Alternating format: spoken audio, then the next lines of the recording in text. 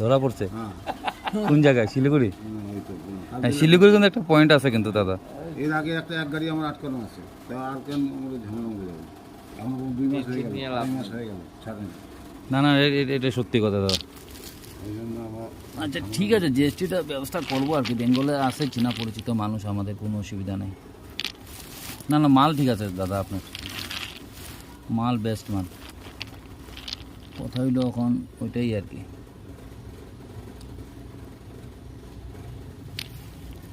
কত বড় বড় গোটা কইতে আছে, ডিমাপুর নেই? কার দিয়ে ছেলে কোথায় দিলি? এখানে মিল পড়া মুগড়া বড়টা না ছোট? আমার প্র্যাকটিস একটাই ছিল। হ্যাঁ ঠিক আছে।